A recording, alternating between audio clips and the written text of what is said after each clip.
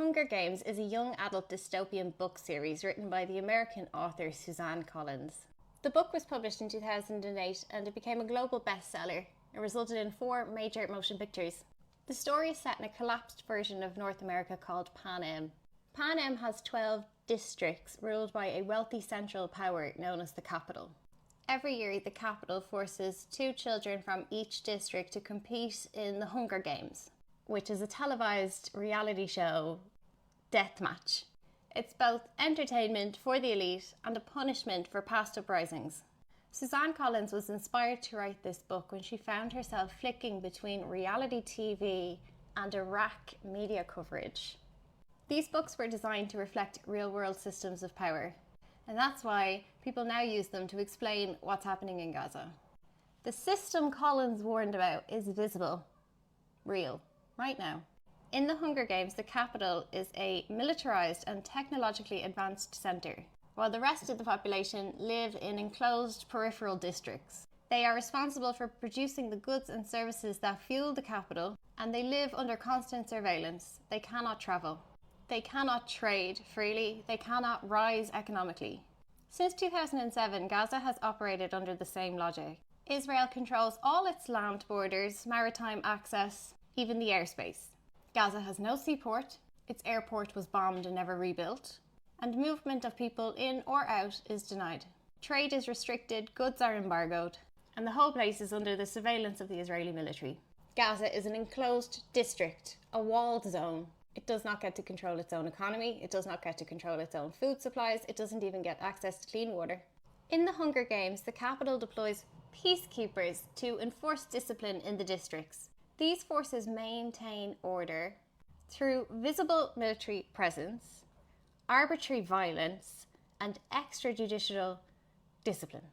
In Gaza, the Israeli forces behave the same. Drones patrol the airspace constantly. Precision strikes can and do occur without notice. Entire families have been killed in their homes during declared ceasefires. Aid convoys have been attacked. Journalists have been targeted. Hospitals have been destroyed. They have checkpoints and buffer zones and no-go areas that restrict movement. The Israeli army maintains full situational awareness of Gaza through aerial surveillance, biometric tracking, and cell tower monitoring. In the Hunger Games, the capital withholds food from districts to maintain subjugation. Food is distributed through tessera, a system where children can receive extra rations in exchange for increased odds of being selected to die in the Hunger Games. The message here is clear. Compliance is rewarded with your survival. Dissent is punished with your death. Israel has used food as a method of control for over a decade in Gaza. This is not an allegation, it is documented policy. In 2006, Israeli officials devised a system to allow in only the minimum amount of calories necessary, just enough to prevent starvation. The Israeli government termed this policy putting Gaza on a diet. Since October 2023, the siege has been absolute. No fuel, no food, no water. Israel's defense minister announced, "We are fighting human animals. We will act accordingly. No electricity, no food, no fuel." That's not a military strategy, it's collective punishment. Food convoys have been denied entry, aid trucks have been turned away, and when trucks do enter, they are immediately attacked. Palestinians get shot at while they wait at aid distribution points. They also get trampled or crushed in the chaos. Flour that is collected, that they manage to bring back, is often completely soaked in blood. But you've nothing else to eat. Gaza had agriculture. Before 2023, they grew olives, tomatoes, citrus, herbs, wheat. Since October 2023, over 60% of the farmland has been completely destroyed. They bombed water infrastructure. They destroyed greenhouses. They murdered livestock. Fishing is restricted to 2 nautical miles from shore, and that is enforced with live ammunition. Gaza now depends entirely on international aid, and aid-dependent breadlines are now mass casualty sites. In the Hunger Games, the capital sees everything. It uses technology and surveillance to monitor every movement.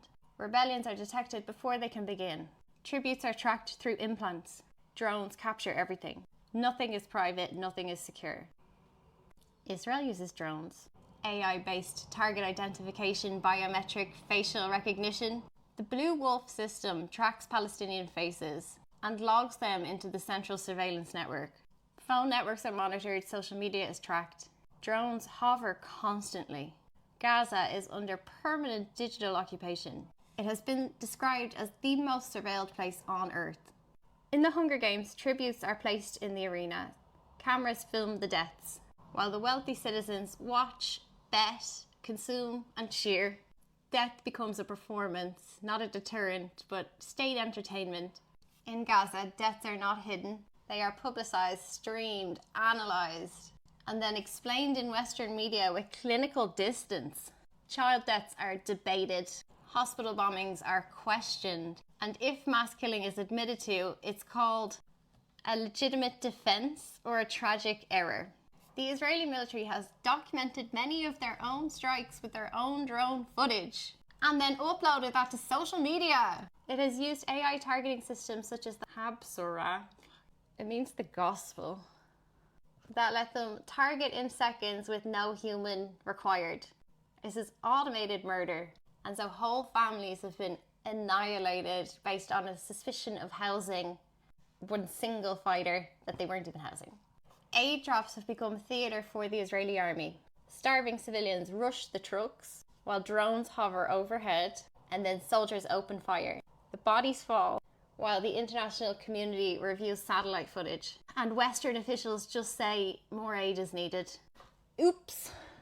Cycle repeats. In the Hunger Games, children are selected to die. Not adults, not soldiers, children. And this is deliberate because it reinforces collective fear. It breaks families. It breaks mothers' hearts. It breaks resistance. In Gaza, children have been the primary victims. As of June 2025, at least 15,000 children have been killed. Tens of thousands more have been grievously injured, and thousands have been made orphans. Hospitals report having to perform surgery on children without anesthesia, while malnourishment has created an entire generation of children who are stunted in their growth and development. Newborn babies are dying from dehydration. Infants have been found trying to breastfeed from their dead mothers. This is not an incidental outcome.